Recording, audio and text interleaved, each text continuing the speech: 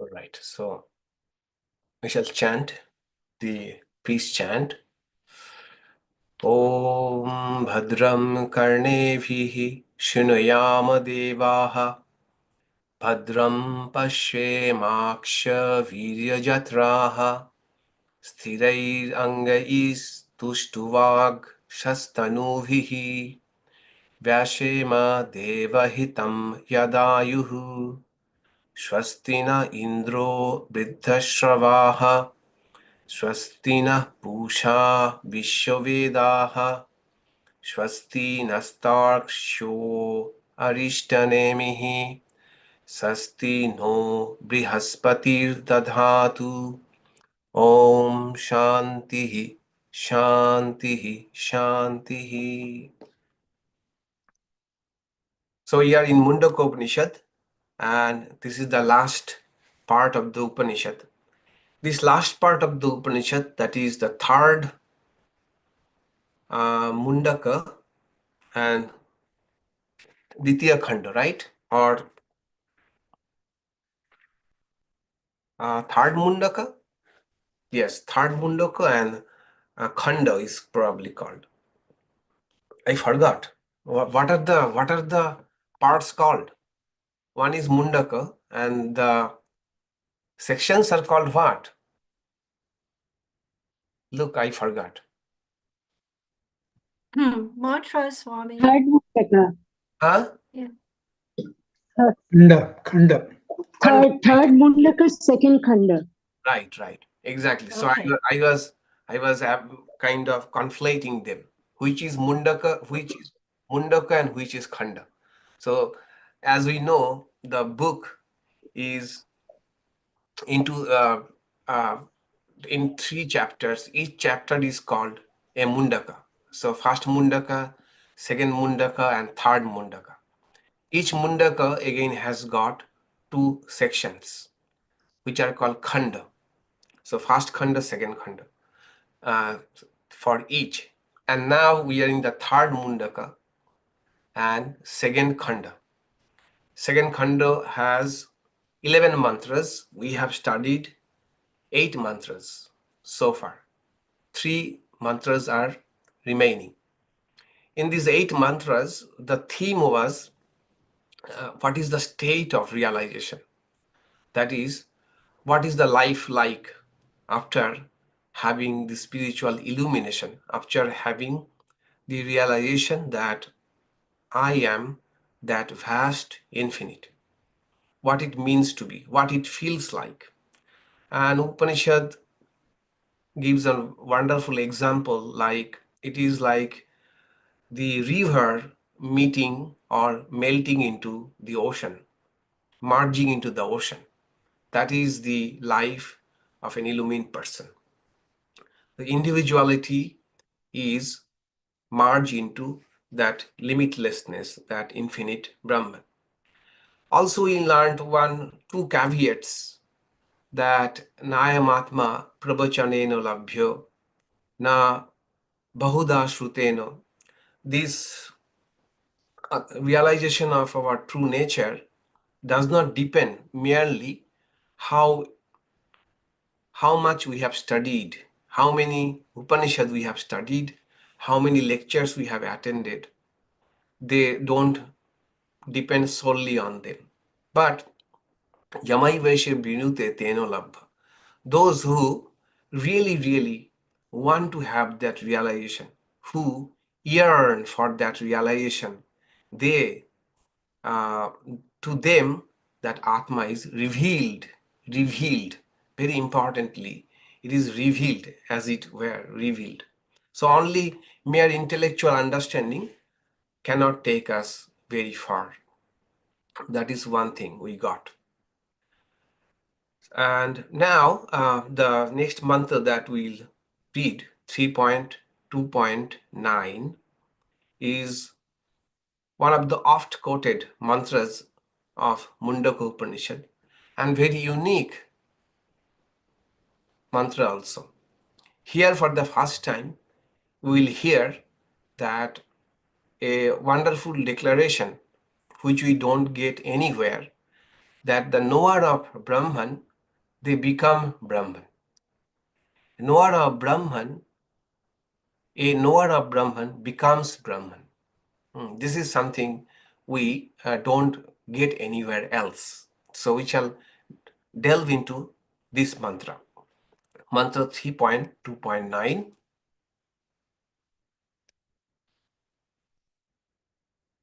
I was late this time to share with you the mantras. It appeared to me, I almost forgot that I have to share because the habit was gone due to my visit to India. This morning it just occurred to me that I have not shared the mantras and the translations. The mantra is sa yaha ha vai tat paramaṃ brahma veda brahma eva bhavati na asya abrahmavit kule bhavati tarati śokam tarati pāpmānam guhā granthibhyaḥ vimuktaḥ amṛtaḥ bhavati. Whoever truly knows that Supreme Brahman becomes Brahman itself. In their lineage, there is never one who does not know Brahman. They transcend sorrow and all impurities, becoming free from the knots of the heart. They attain immortality. They attain immortality. So wonderful mantra. So here we shall break it down into different parts. One idea is becoming one with Brahman. Brahmavit brahma eva bhavati. This, incidentally, is talking about this higher knowledge, paravidya, that was asked for in the beginning, knowing which everything is known. So knowing our true nature as limitless, as infinite, as vast, that is paravidya. So anything that takes us to that higher knowledge, that is paravidya.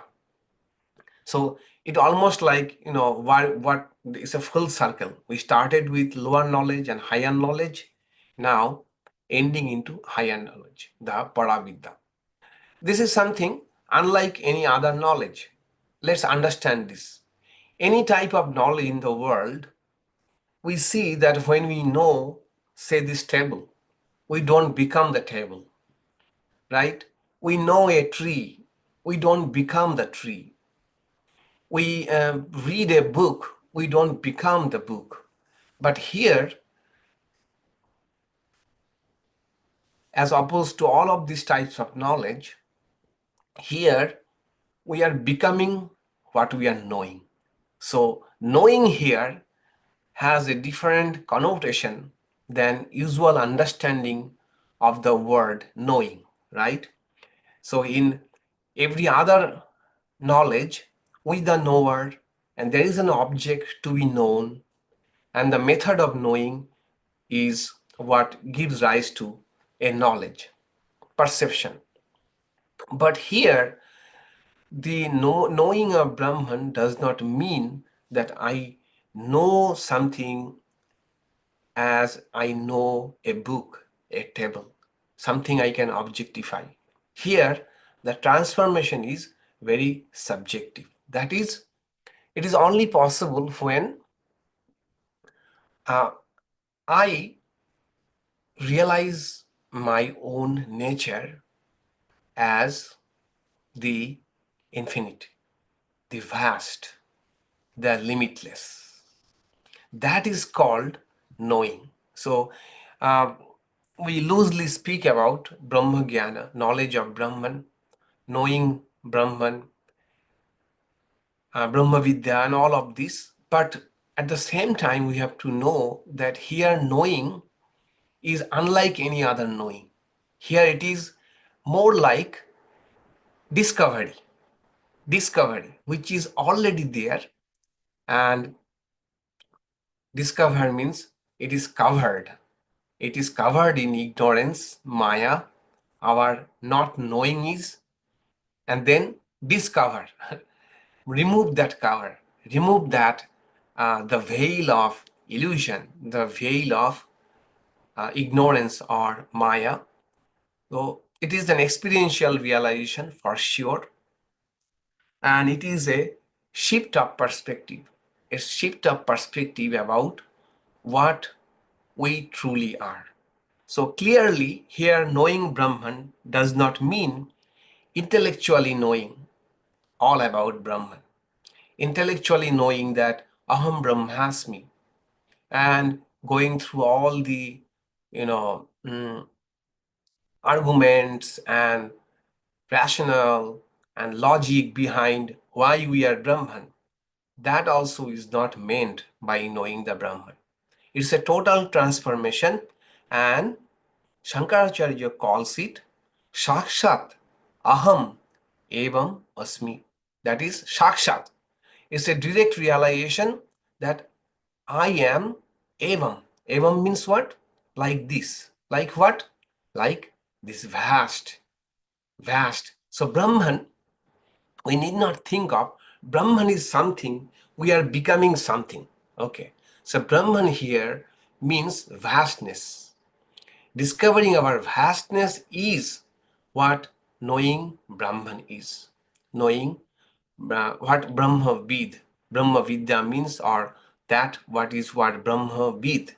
Brahmavid means not that they have known something, that there was something they came to know about something, knew that as an object, but realizing one's infinitude or limitlessness, vastness, that is what is meant by Brahmavid, Brahmavidya, or knowledge about Brahman, Brahma Jnana.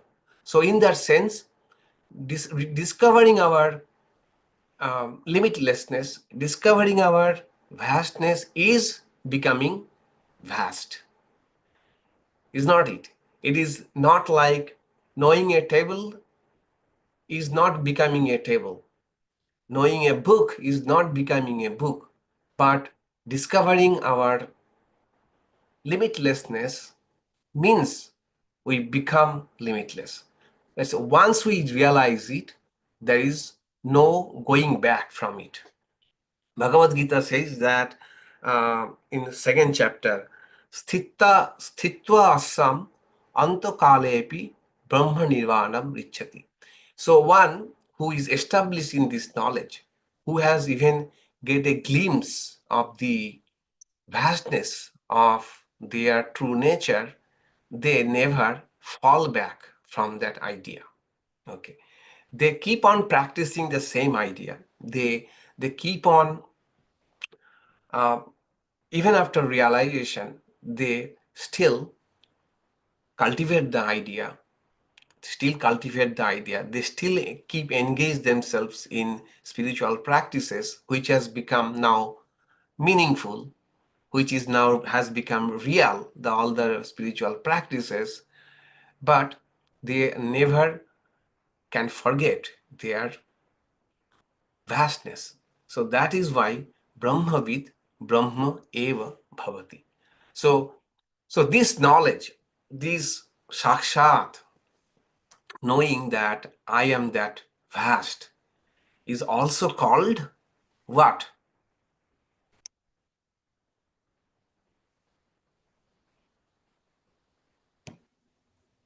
Realization. Now, another term we have used several times. Sarvatma bhava. Jivan Mukta? Sakshat, direct realization. Sakshatkar. Aparaksha anubhuti. Okay, aparaksha anubhuti. Aparaksha anubhuti. Aparaksha means it's a not indirect. It is a direct. But this directness has also another layer to it.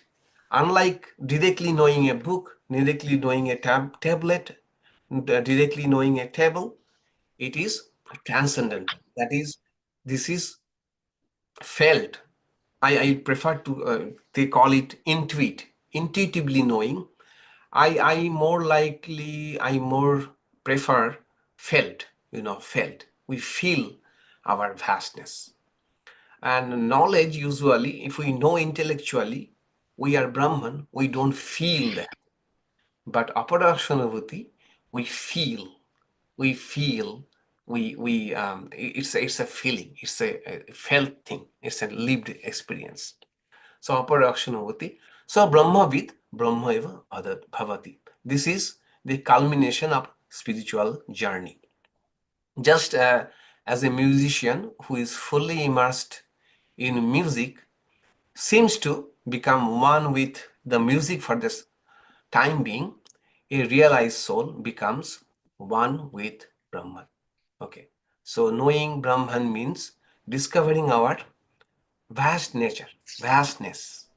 And discovering our vastness is equal to becoming vast. We become vast. Okay. Confirmation. There is an air of confirmation of the knowledge. Yes, confirmation and no doubt about that. Okay. Vidyate hridaya granthi. If you remember, Mundaka Upanishad itself says, all the knots of the heart are cut asunder. Chiddante sarva samshayaha. All the doubts about our true nature, what is Brahman, what it is like, what is this infinitude, all the doubts about our true nature is eradicated. Our ego is dissolved. Yes. All right. This is one. Any question about this part? You may please go ahead and ask question. Any question about this? Brahmavid, Brahma eva bhavati. Knower of Brahman becomes Brahman. Swami, Yeah. I would just like to say that using the word awareness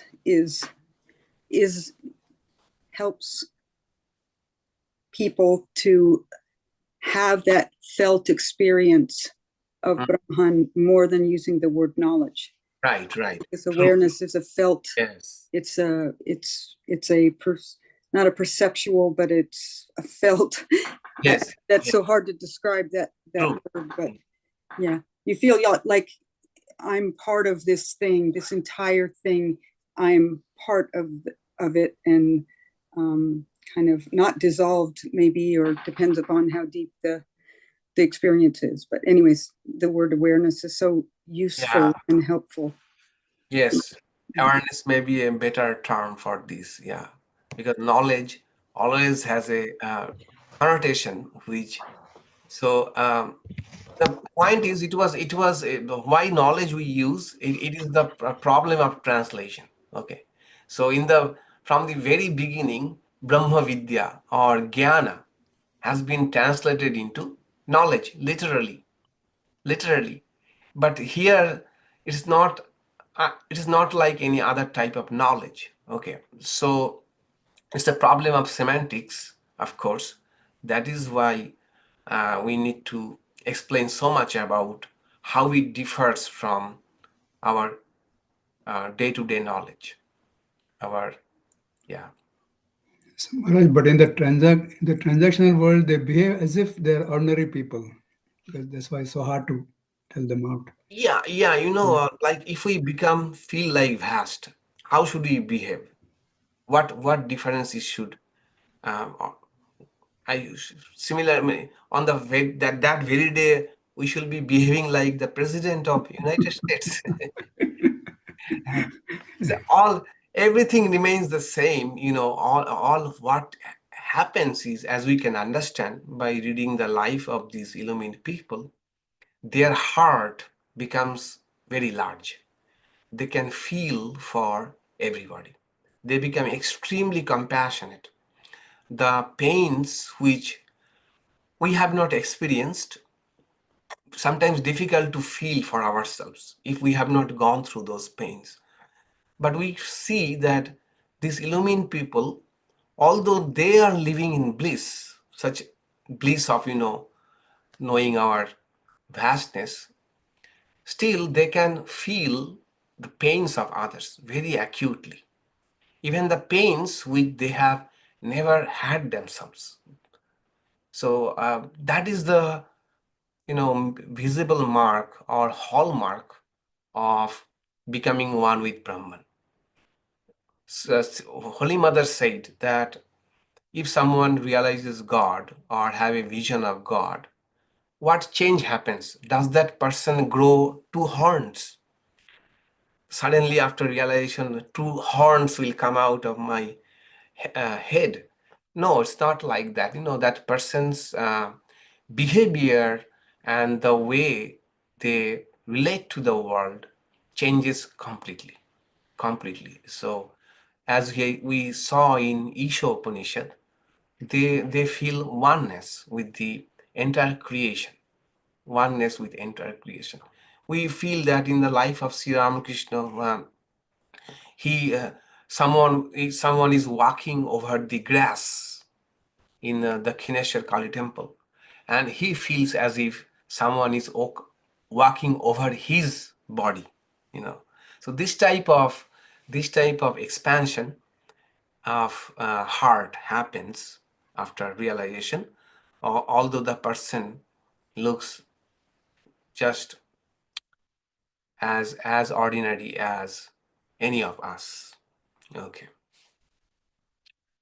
I have a question, Maharaj. Yeah. So when you realize, like if you get a glimpse of it, and if your mind is not completely pure or prepared, then that experience doesn't last. Yeah. I mean, the experience is not that the experience will not, will not forget that experience. Oh, sorry.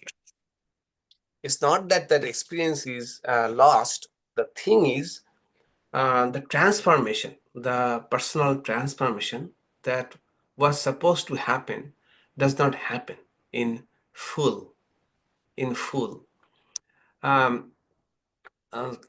is why um, for most of the illumined people we see, they did quite a bit of spiritual practices.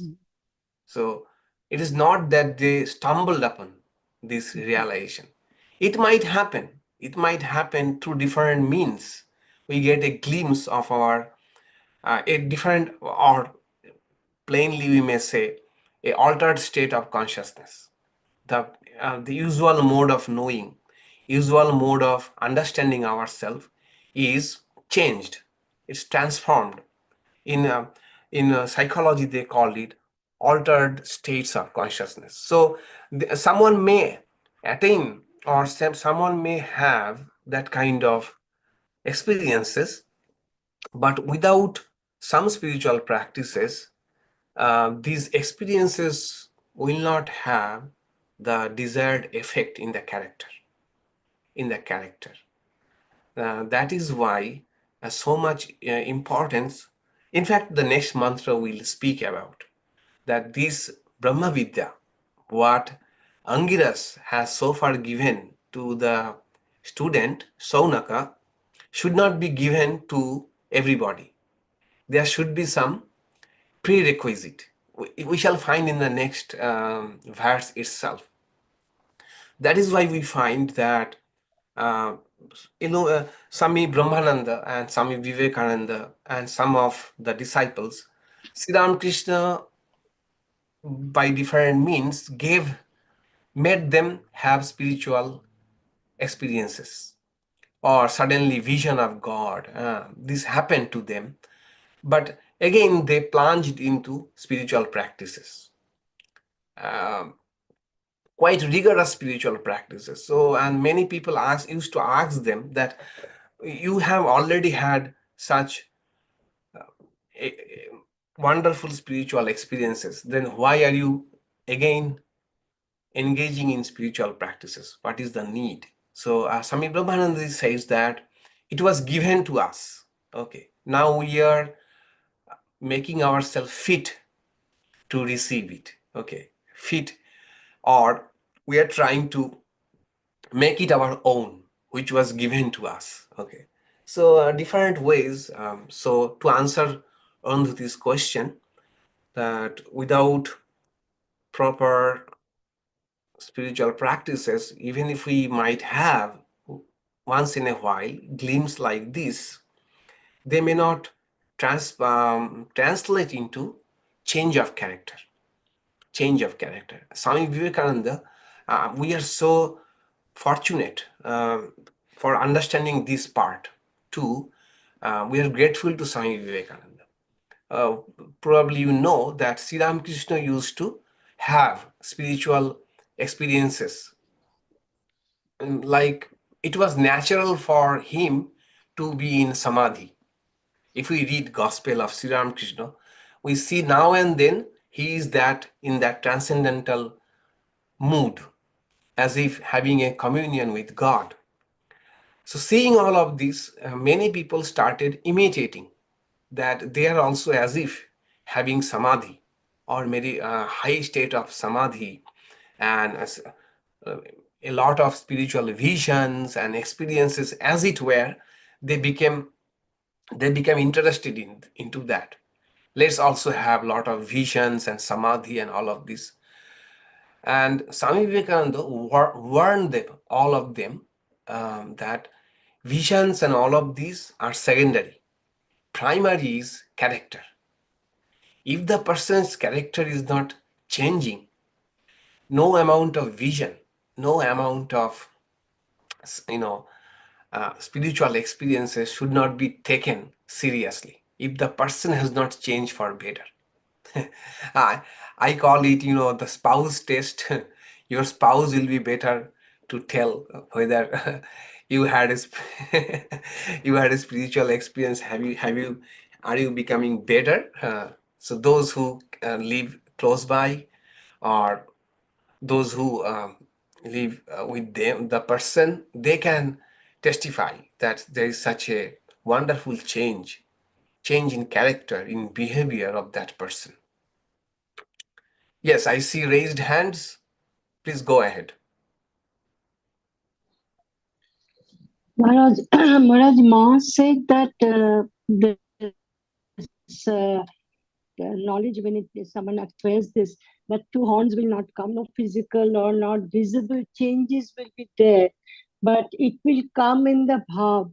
Bhabe shab kichu dekha, like that Ma said. You will have that proper mood is created, and in that the visualization will happen, and accordingly your manifestation will be in your day-to-day life, whatever you are doing, your actions, like you Right. said, that extreme compassion, devotion, love, all Yes. these things will come, feeling for others.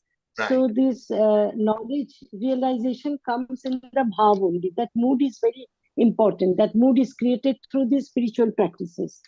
Right. Yeah, exactly. So the point is what Holy Mother said, that physical changes will not happen. That Not happen. if I am realized, that means some physical changes, my appearance will change. This kind of ideas should not be entertained much.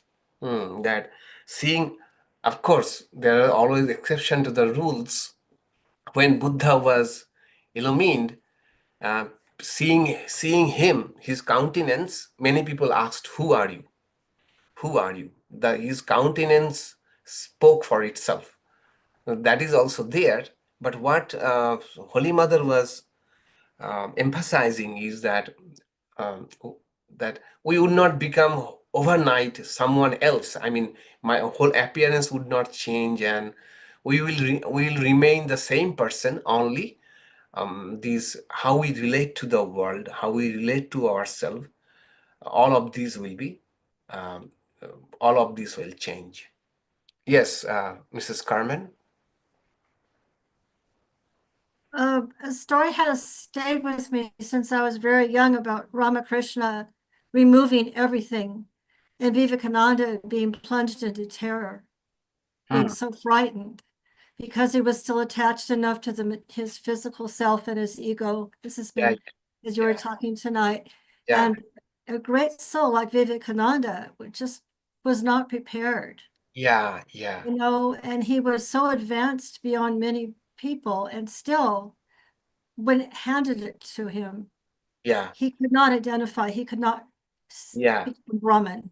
He was not there. He had to do spiritual practice also. So that's a very humbling that Yeah. somebody that advanced was given that opportunity. He couldn't, he still was attached. So I think this attachment, the Buddhists are really good at drilling us on being attached to our little selves, and they're not really real. Hmm. And I feel that Vivekananda, that story kind of shows that for me a little bit. Yeah. And then our teacher, Swami Śraddhayantaḥ, I loved, he used to say how important our moral and virtues and just living a moral life, where he said, that's just spiritual kindergarten. That's spiritual kindergarten. You can't skip it. That's Swami Śraddhayantaḥ kind of misquoting, but he used to say that. Yeah. All right. Thank you. Okay, so let's move on to the other parts of the mantra. Yeah. So next part says, in their lineage, no one remains abrahmavit. So that is, there will be, in their lineage, there will be no one who is ignorant of Brahman. So this is a arthavada. Okay, in technical term is arthavada. So arthavada means glorification. These are superlative things to praise something, to praise something. Rave reviews, we may say. So they should not be taken literally, that indeed a person, if someone of us becomes illumined, it means, according to this mantra, in our whole lineage, there will be no one who is not a illumined person. How should we understand it? First of all, it should not be taken literally. Second, lineage, the Sanskrit word is kula, that's lineage. It might mean two things. One is in their families, that is, if an illumined person is in a family, definitely their life will influence others. So by that virtue, they may be interested in learning about Brahman. Okay, they may be interested in study the Upanishad and practice the Upanishad. That is one meaning. But it does not guarantee that all of them will be illumined. We don't see it. We don't see it in the family of illumined people's life, right? We don't see that all down the generations, they all became illumined. We don't see that. Okay, so it should not be taken literally. Second is, kula means also used to mean the school, So all of these people, after illumination, they used to become teacher, guru, and they used to teach in Gurukul. So if people learn from an illumined person by remaining in touch with that person for many years, there is a high possibility they also strive for spiritual perfection. In that sense, we may say that in their tradition or in their spiritual lineage, there is no one who is abrahmavit. Okay, that is so the meaning is, it's not literal. Only it means that an illumined person's conduct and behavior influences others, inspires others for the knowledge. Okay, that is the meaning. Any question about this part?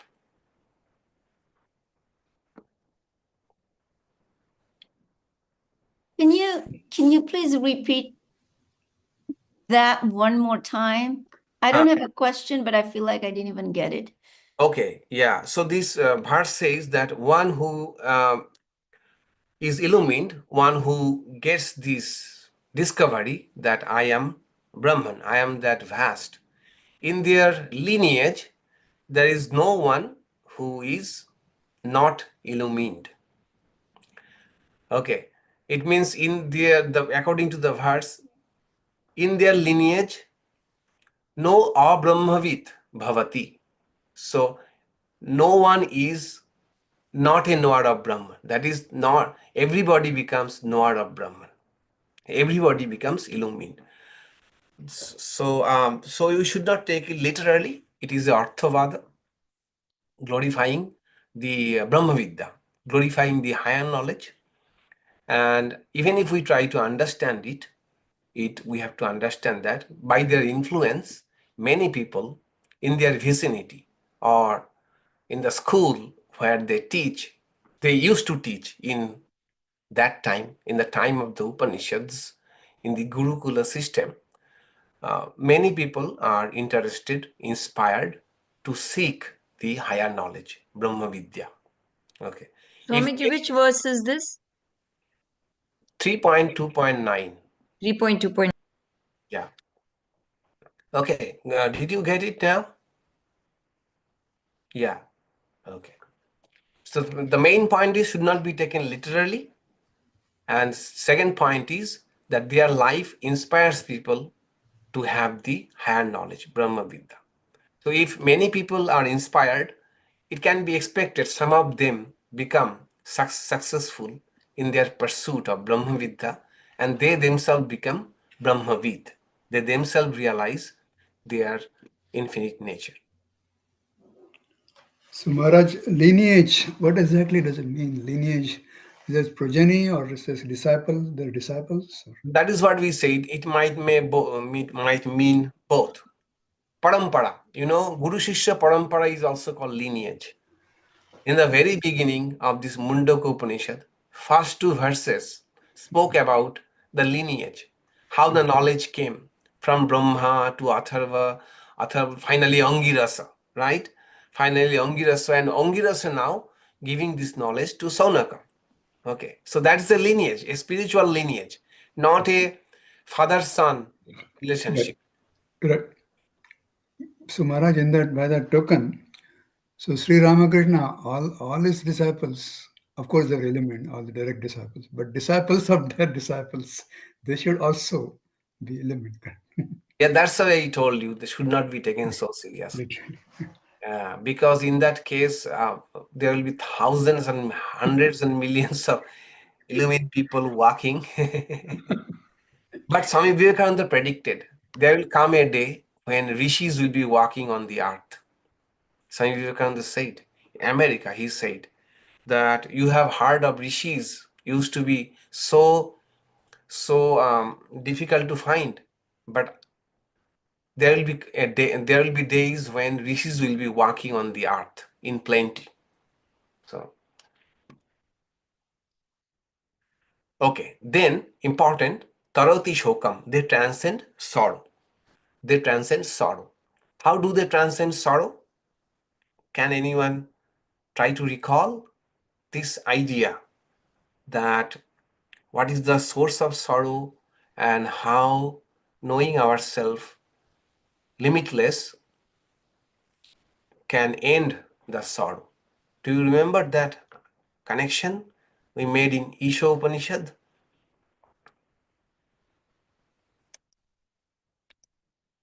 Yeah, go ahead. Try, please try. So, because they don't have desire anymore, because there's nothing left for them to desire, because they already have everything through the knowledge of Brahman. Yeah. And so without anything left to desire, there is no frustration over unfulfilled desire. Right. Exactly. So in the Isha Upanishad, remember, we we tried to get the connection that moha is the first fundamental illusion that we are something limited. From moha, what happens when we think ourselves limited, we feel that we need things to feel complete. Okay. And that is the source of all the problems. When we chase after things to become perfect or become complete, that is the source of all sorrows. But when we understand that we are not limited being, this finite, two-dimensional, three-dimensional, this small, but we are vast, that is end of so-called desires. The tanha, which Buddha says tanha, or moreover, this desire not only has to have a physical desire, it might also mean this a fundamental dissatisfaction with the world. Okay, no matter what we get, no matter how successful we are, no matter how much we have achieved in our life, there will be always something lacking. That is the nature of the existence itself. It's an existential problem that we fulfill one desire, then another thing will come up. We feel we mend one hole, then another hole opens up. Okay, it's a never ending business, and we feel that uh, as long as we are not able to fulfill all of these, so long we are not complete. But the moment we understand ourselves as vast and one with the entire existence, then really all the shoka, all the suffering goes. Okay, all the suffering goes. Tarati shoka and tarati pāpmānam. Tarati pāpmānam, craving, aversion, delusion, detachment, right? And next is tarati pāpmānam.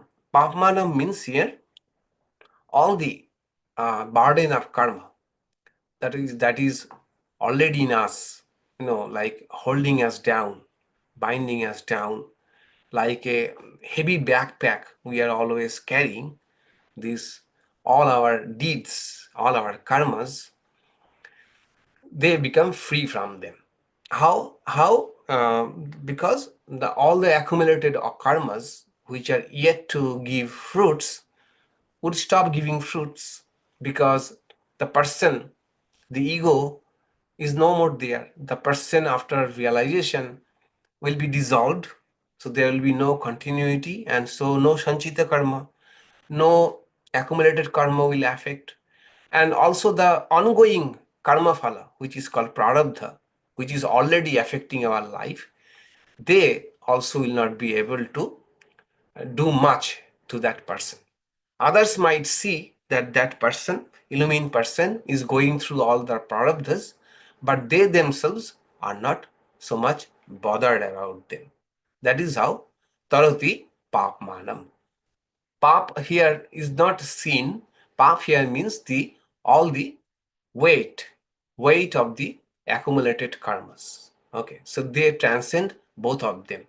The shoka, the sorrow, which is because of finitude, because of limitedness, that they transcend, as well as all the burden of the past karmas, that they also transcend. And guhā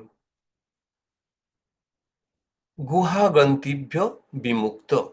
So all the knots in the heart, which are a result of this not knowing our true nature, such as fears and doubts and attachments, all of them are cut asunder. All the knots, they're broken. So just like, the example will be, if we have tangled headphones, headphones, when they get tangled, and if we use a tangled headphone, we cannot hear the sound well. But if we untangle the headphones, the sound in the form of wisdom comes to us.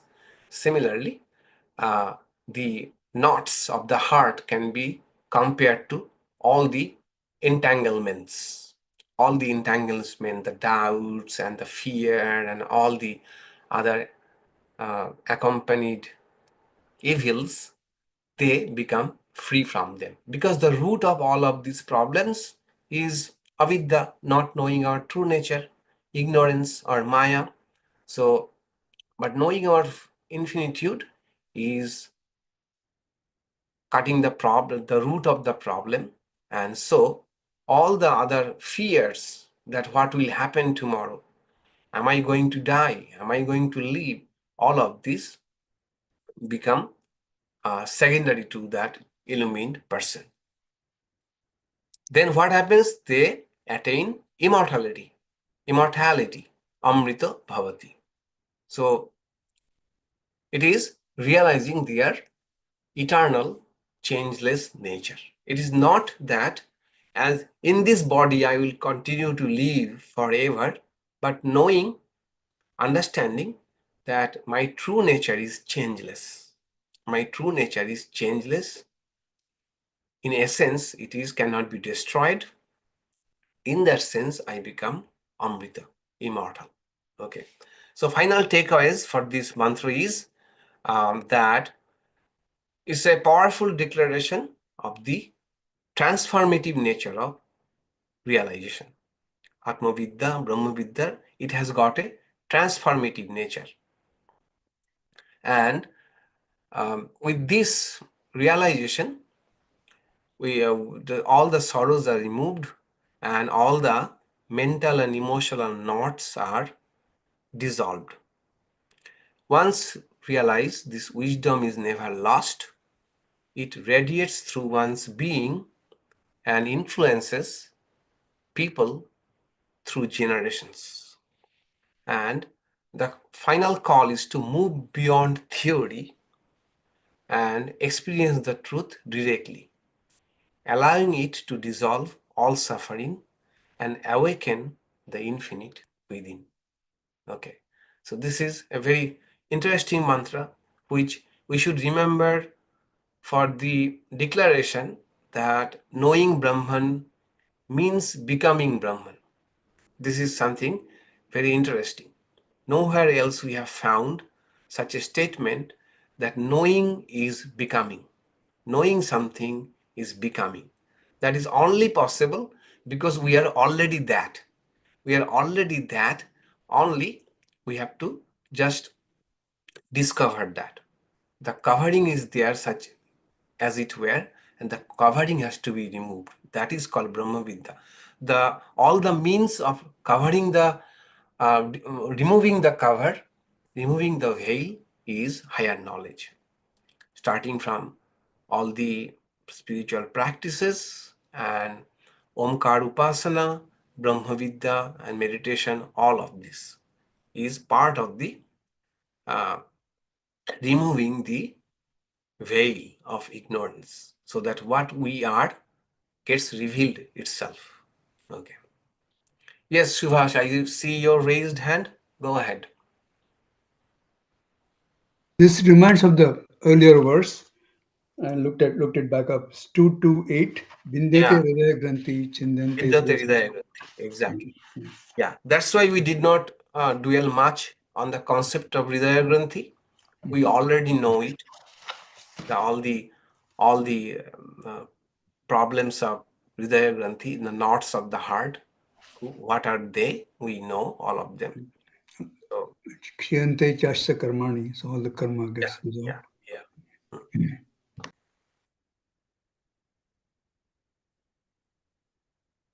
Right. All right. Any question about this verse? It's an important verse. Remember this, please.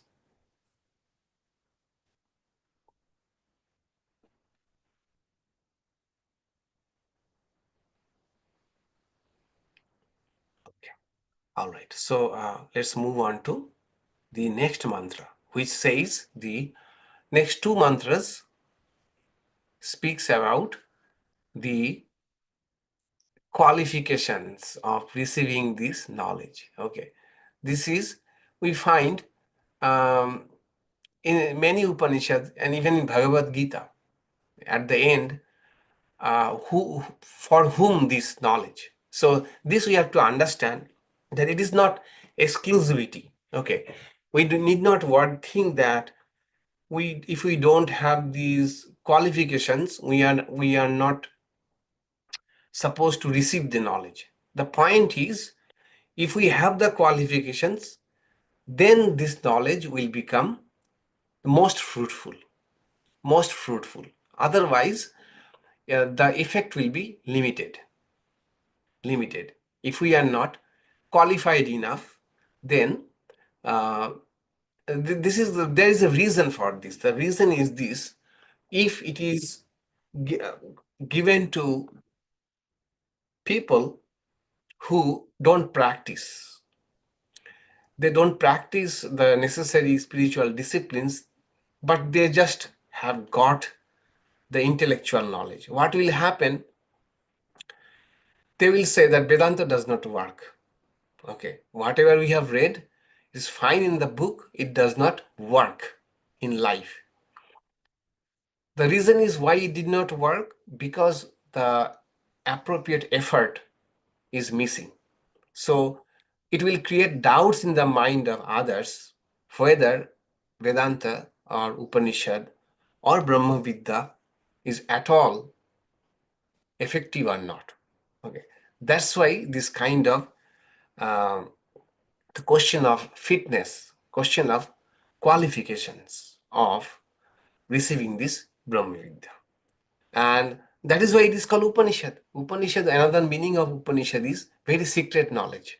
You know, as there are societies, what they call the secret societies. Even now there are many secret societies where you would not know even about the function of the society unless you become an initiated. And for initiation, you need to have some qualifications. For example, some societies, they only recruit high IQ. Your high IQ has to be 140 or 160. Then only you can, one of the qualifications of becoming member of those secret societies is high IQ. And some societies that you have to be extremely wealthy. Although society is secret, but one of the criteria to become member of that society is you have to be extremely wealthy. Okay. Similarly, Upanishad was also a very private affair, not a very open thing. It was shared and discussed among only handful of people, and they used to first test, or they have first had to take a judgment about the person whether they are fit to receive this knowledge. In that token, the next mantra is all about who are fit to receive this this Brahma Vidya. Okay. Tad etat richa abhyuktaṃ. That is, richa means mantras. There is a mantra. A mantra has been said. What is the mantra said? Kriyāvantaḥ, śrotriyā, brahmaniṣṭhāḥ, svayaṃ juhvata, ekaṛṣiṃ, śraddhayantaḥ, teṣām etāṃ brahma vidyam vadeta, shirobratam vidhivat yastu chirnam. This is declared in a mantra. What? Those who are engaged in sacred actions, well versed in scriptures, and firmly devoted to Brahman, who offered oblations with faith in the ekaṛṣiṃ fire, to them alone should this knowledge of Brahman be imparted. Only those who have properly observed the rite of carrying fire on the head are qualified. Okay, so here some spiritual disciplines and some rituals, two rituals have been mentioned. Why? We shall come to that later in a moment. So what are the qualifications they are saying about? The qualifications, the mantra lays down some conditions for the seeker of Brahma Vidya. If the conditions are present, the study will bear the best fruits. If the conditions are not present, they will bear limited fruits. Okay, so first of all, the mantra declares that what it is saying is not its own opinion, but it has been said from the beginning. There is a mantra in this regard. Okay, that means Angiras is not making these qualifications out of his mind. It is a long established tradition, and there is even a mantra regarding who should be given, imparted this Brahma Vidya. So who is fit for Brahma Vidya? Three have been mentioned. One is kriyāvantaḥ. Kriyāvantaḥ means those who are engaged in spiritual disciplines and those who are engaged in sacred practices. Okay, sacred practices. Kriyāvantaḥ. That is, it may mean they are used to doing meditation. They are doing some form of spiritual practices like shama or dhamma, control of the indriyas, control of the mind. Then śrotriyā, that is, they should be interested in the study of spiritual matters, scriptures, or those who have at least have some fundamental ideas about the Vedas and scriptures. They then should be given this higher knowledge. And finally, brahmaniṣṭhāḥ, that is those who are committed, to for self-realization. So as a beginner cannot directly train in advanced techniques. They must first master foundational practice.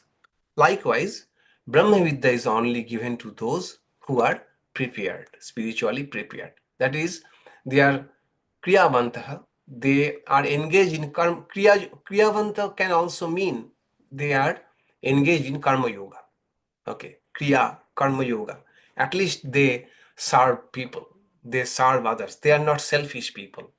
It may also mean, in this context, they are used to, as at that time, everyone was required to do 5 types of yagyas, 5 types of sacrifices. Remember, deva yagya, that is offering our oblation or gratefulness to the gods. Then rishi yagya, offering our respects and gratefulness to all the teachers from whom the knowledge have come down. That is, teachers in all fields, not only the spiritual field, but all the fields. So respecting them, remembering them. Then Deva Yagya, Rishi Yagya, then what? Śrotriyā. Pitri Yagya, yeah. Remembering the ancestors, all the 4 ancestors. Okay, remembering all the ancestors and with gratefulness, and offer something in their in respect of them, in reverence to them. And 4th is the Manusya Yagya, helping or giving, serving other fellow human beings. Okay, for every day doing something for others. And finally, Pashu Yagya, that is animals, feeding the animals every day or doing something even for the animals. These 5 types of yagya was a prerequisite, a daily task for a person of Vedic culture.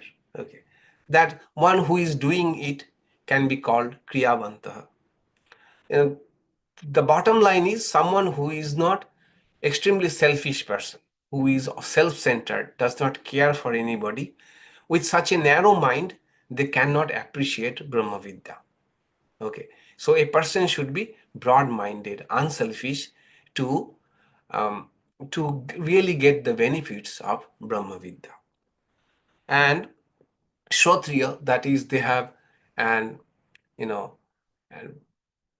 affinity for studying all of this, and they read spiritual literature. Okay, and in our times we should say that those who has a habit of reading spiritual books. Does not have to be Vedas, but spiritual books who have the habit of daily reading and reflecting on them. They are śrotriyā, reading the books and reflecting on them. And brahmaniṣṭhāḥ. Brahmaniṣṭhāḥ means those who are really, they want to have the spiritual experience or spiritual knowledge, spiritual progress, spiritual growth. They really are interested in them. Those are the people for whom this Brahma Vidya will bear the best of the fruits. They are the best taker of this knowledge. Then this Mundaka Upanishad is part of Atharva Veda, and in Vedic India, the people belonging to different followers of different Vedas had to had, in addition to that 5 kind of sacrifices that I told, each follower of each Veda had some specific, again, fire rituals to do. So the followers of Atharva Veda had to do a fire ritual daily. It was called ekaṛṣiṃ. Okay. Just like the Agnihotra, you remember Agnihotra? So Agnihotra is a fire ritual which was probably used to be done by the followers of Rig Veda. Okay, similarly, the Atharva Veda followers used to do a fire ritual daily called ekaṛṣiṃ. Not much is known about this fire, about this fire ritual, except that Atharva Vedins used to do it daily. So we may say it is just like Agnihotra, daily fire ritual, where they offer what? Anything, either milk or yogurt or little bit of bread, offer it to the fire, and remembering all the things in the universe for which we are grateful for, all the cycles, all the environmental cycles that are going on. So in their honor, we do a symbolic offering to the fire. So this is ekaṛṣiṃ. And another ritual, it is called Shirobrata bhav. Shirobrata is another kind of ritual. Before doing the ekaṛṣiṃ fire sacrifice, the follower of Atharva Veda, they had to carry the fire on a pot on their head. And I believe it was a kind of really tough something to do. Carrying the fire on a pot, keeping on the head, they had to move from one place to the place of the fire ceremony. Every house used to have another small house dedicated, or small place dedicated for fire ceremony. So they had to bring the fire from inside the home to the place of ceremony. That carrying the fire is called Shirobratam, taking it on your head. So those who have not done these 2 things, they should not be also given this Brahma Vidya. Okay, so these are rituals, and we cannot take them literally. It is because it is Atharva Veda, and because it was taught among the followers of Atharva Veda, Mundaka Upanishad. So they are ending with such a message that unless you do these things daily, which require dedication, which require some amount of effort, some amount of tapas, unless you have prepared yourself with these kind of things, you are not eligible to receive Brahma Vidya. But these 2 rituals we can keep aside. What we should take is that we should be doing some spiritual practices, which are some disciplines. We do some meditation, some maybe worship, maybe little sitting, reflection, meditation, and reading holy books daily, and a sincere desire for spiritual growth. Without that, this knowledge should not be given. Okay. So any hand I raised? Betty, did you raise your hand? Your mic is on. Yes, you answered it. I thought of it being an austerity, that you should have a little austerity of some sort Yeah. to be a dedicated person. Yeah, exactly. So now also, in there are quite a few traditional places where they teach Upanishad and other scriptures. They also have some requirements, like you have to memorize the entire Mundaka Upanishad along with Shankara's commentary. Not only the Upanishad, along with Shankara's commentary. Once you have memorized, then you can go to the class, because they don't use any book in the class. Using the book in the class is not a very good thing. Okay. So the point is the teacher and the student both would not carry any book in the Upanishad class. Both have memorized entire Mundaka Upanishad and entire Shankara's commentary. They have to recite commentaries for pages as a test. Only then they can go into the study of the Upanishad. Okay. So there is some point in it that if given without any prerequisite qualification, people may not be able to appreciate.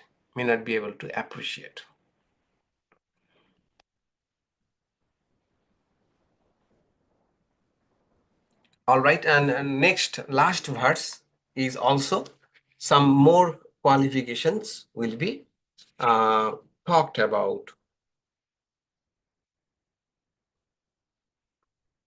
Yeah, and finally, Upanishad is ended in the next mantra. Okay, that we shall see our next day. Okay, and try to answer some questions that have been raised in the course of our reflections. And also, I would like to highlight the spiritual disciplines which have been recommended in the Upanishad. All the spiritual disciplines, starting from moral disciplines to more subtle and more esoteric practices that have been recommended in the Upanishad, that we shall take a look at. Okay. So one question to Lalita Bhattacharya. I saw in the news there has been an earthquake in Bangkok. Yes. Were you affected? I mean, yes, all of us were. We all had to rush down from the building. We were asked to evacuate downstairs, and it was quite worrisome. And a building in our locality actually collapsed, which was under construction. Oh yeah. So for how long you had to evacuate? About 2-3 hours we were all down. Oh. And the building swimming pools all started overflowing. Oh, okay. Now everything is okay? Now you are fine? No, I mean, we are fine at home, but I think there have been cracks on the roads and the streets. Yeah. And electricity, of course you have electricity. Yes, electricity that was not affected. Okay. Good to know. At the beginning of the class, we were discussing that whether. All right. No, I joined a bit late. It was. Yeah. No, it's good to hear that you are okay. You are okay. Yeah. But there has been panic across the city quite a bit. Yeah, there is surely. We can understand that. Our prayers are with you. Thank you, Maharaj. Okay, we conclude our class today and see you next week. Okay, have a good weekend. Om Shanti Shanti Shanti.